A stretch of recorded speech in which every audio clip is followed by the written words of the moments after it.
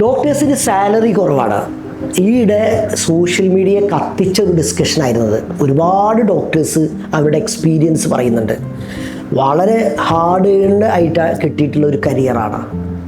ഒപ്പം ഇതൊരു ശരിക്കും ഒരു ലോങ് ടേം കരിയറാണ് ഏതൊരു വിദ്യാർത്ഥിയാണെന്നുണ്ടെങ്കിലും.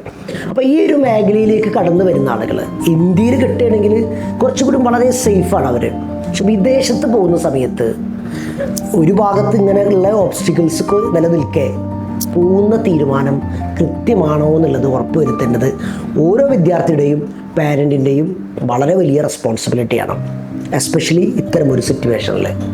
അപ്പോൾ വിദേശത്ത് പോകാമെന്ന് പറയുമ്പോൾ നിങ്ങൾ ഡബിൾ ചെക്ക് ചെയ്യണം. ഇന്ത്യയിൽ പഠിക്കുന്ന പോലെയല്ല, നിയമപരമായിട്ടും ക്വാളിറ്റി പരമായിട്ടും ഡിഫറൻസ് ഉണ്ട്. അപ്പോൾ വിദേശത്താണ് മെഡിസിൻ എന്ന് തീരുമാനിച്ചിട്ടുണ്ടെങ്കിൽ നമ്മൾ ഒരുപാട് കാര്യങ്ങൾ കൃത്യമായിട്ട് പരിശോധിച്ച് ഉറപ്പ് വരുത്തി പോകുന്നതായിരിക്കും നല്ലത്.